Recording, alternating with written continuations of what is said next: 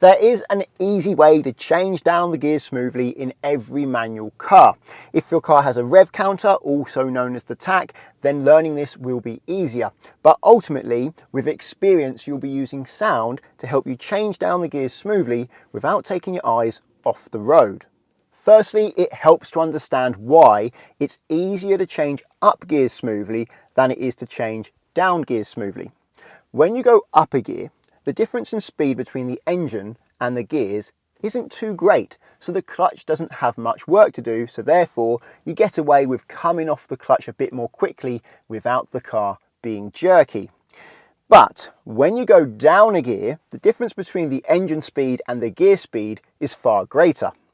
And the job of the clutch is to match the speed between the engine and the gears. Going down a gear brings your gear speed up as your engine speed goes down, so there's a big difference, and the clutch has to bring the engine speed up to meet the gears, and that's why you can't just come off the clutch quickly. The clutch has a much bigger job to do, so you have to hold the clutch at the bite point until the revs have risen to where they need to be to meet the speed of the gears. Then you can come off the clutch fully. And if that explanation didn't make any sense, don't worry, it doesn't matter. This demonstration will show you exactly what you need to do. You need to know two things: how high you should hold the clutch and when you can come completely off it. So I'm in fourth gear and I'm about to change down to second. The reason why I'm skipping down a gear is just because it will make this demonstration more obvious. The trouble is, when I go down to second gear, these revs are going to drop, but lower gears means you need higher revs. So the clutch has some work to do. What I'll do is I'll lift the clutch carefully, and as soon as the revs start to rise, I'll hold the clutch completely steady. And once the revs have finished rising and started to fall again, then I can come completely off the clutch. So here goes. Clutch down into second, the revs have dropped. Now lift the clutch slowly until the revs start rising. They're starting to rise now. Hold the clutch steady, no higher with the clutch, no higher with the clutch. Now the revs are falling. Now I can come fully off the clutch. And I've changed down a gear perfectly smoothly. There wasn't even a hint of a jolt there, but also it's slowed the car down smoothly as well. And when you're slowing down, generally you need lower gears. So it can assist you with slowing down, but also means once you've finished slowing down, you're now in that lower gear, ready to accelerate, like I will do after this bend. See, come out of the bend and accelerate, although I can't go very fast because there's another bend. This time I'm going to do it in a jerky way. Instead of letting the revs rise gradually, I'm going to slowly come all the way off the clutch, and that's going to rush the revs up quickly, which is going to be jerky. So, clutch down into second gear, the revs have dropped, and I'm simply going to come slowly off the clutch, and that was very jerky. It even launched me forwards a little bit as the clutch had to quickly rise the revs up, which in turn slowed the car down quickly, which created that jerk. If you want to be smooth and use the clutch to rev match, you've got to let the revs rise slowly, and to do that, you've got to hold the clutch at the bite point. So when you go down a gear, to lift the clutch smoothly, you can't simply just come slowly off it. You have to hold it at a specific point and let the revs rise gradually. How high you hold it? Well, you know that because the revs start to rise.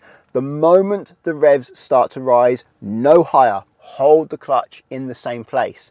In fact, the earlier you recognize the revs rising, the smoother it's going to be, because the quicker you make those revs rise, the more jerky it's going to be. Once the revs have finished rising, then you can come fully off the clutch. The higher you hold the clutch, the quicker the revs are going to rise and the less smooth it's going to be. So lift the clutch slowly to begin with, so that as soon as the revs start rising, you can stop straight away. You haven't come up even more once your brain has registered, oh, the revs are starting to rise now I'll stop, but you've already come up an extra centimetre. So lift the clutch slowly. When those revs start to rise, hold it. When they have finished rising, come fully off the clutch. But you don't want to be staring at that rev counter all the time. This is just a learning exercise to help you learn what's going on. When you're doing this, you want to be listening to the car and hearing what it sounds like when the revs start to rise, and hearing what it sounds like when the revs have finished rising. That way you can do it without taking your eye off the road. What I like to do is I like to get my pupil in the passenger seat for this one, so they can just use the dual control clutch on that side of the car whilst I drive, and they focus on the revs. That way they can learn and put all their energy into learning what's happening and learning the sounds. And then when they get back into this seat, they have a better idea of what to do. Here is a video from earlier, or a short clip of a video where I'm helping a pupil do just that.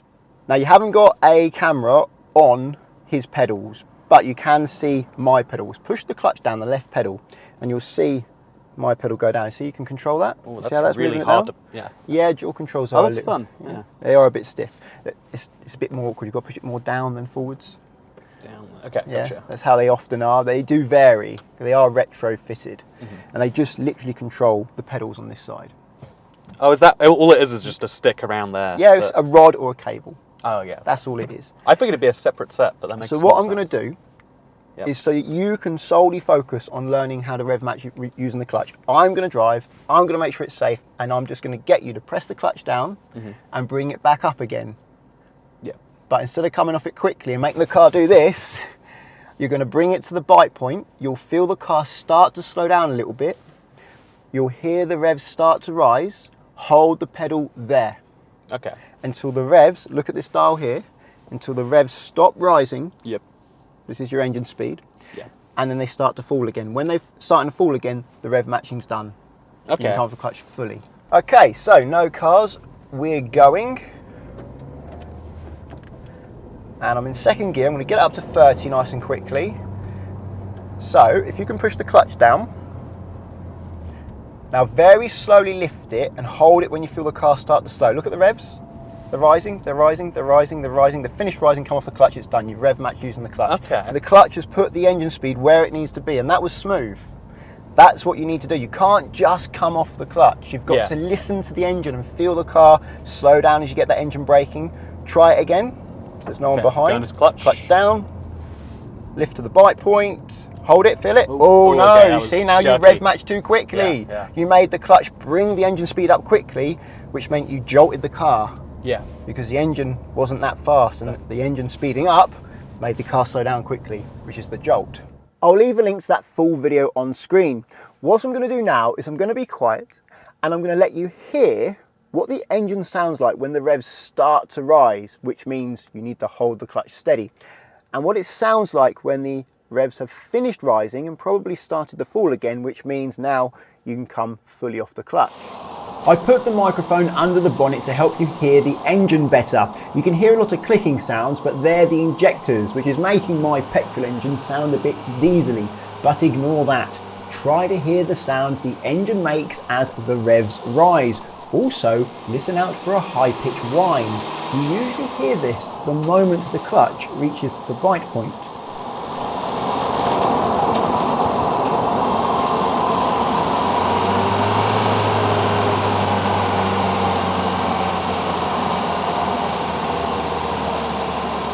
I'm no longer in my Seat Leon, my learner car. I'm now in this, a Mazda MX-5. And this is very different. It's not just the seating position, but that engine does not behave in the same way. One of the reasons is that it has a factory fit lightweight flywheel. And that's not common. Not many cars have that. It makes for a more sporty drive, but it makes changing gears smoothly more difficult because the revs want to drop or rise suddenly, meaning the engine is less stable. Also, it has an unusually high amount of engine braking, much more than I'm used to. When I come off the gas, the car wants to slow down at about twice the rate of my Leon.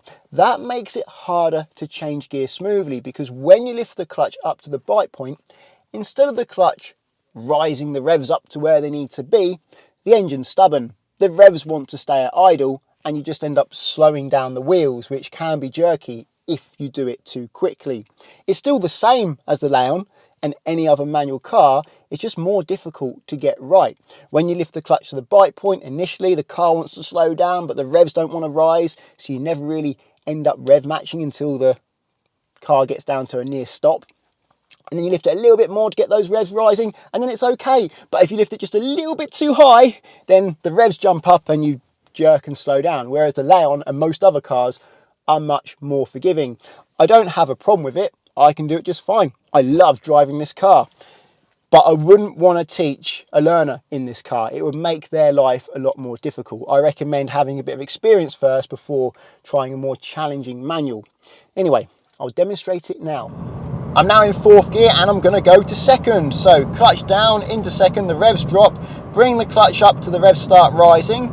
Oh, they were rising, they stopped again, a little bit higher with the clutch. There we go, got the revs up, and now they've finished rising and they're falling properly. I can come off the clutch fully. So it was a lot harder. It was harder to get those revs to rise.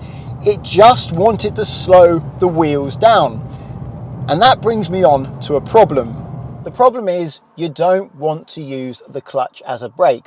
When you lift the clutch up to the bite point, you want your revs to go up and match the speed of the wheels. You don't want the wheels to slow down to match the speed of that engine, which is at its minimum speed, at its idle, because if you do that, the clutch is slowing down the wheels and that's going to heat up the clutch and wear it out more quickly. What you want to do is lift the clutch up so that the revs rise, the revs match the speed of the wheels, then you can come off the clutch fully without overheating it, and then the engine slows down the wheels. Let me show you what I mean. I'm now going to use the clutch as a brake. So I'm in 4th gear.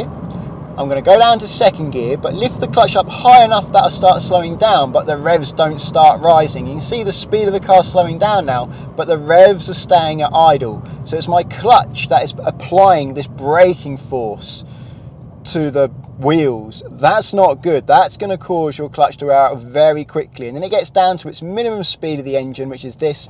Now I can come off the clutch fully because finally the engine and the wheels have matched their speed.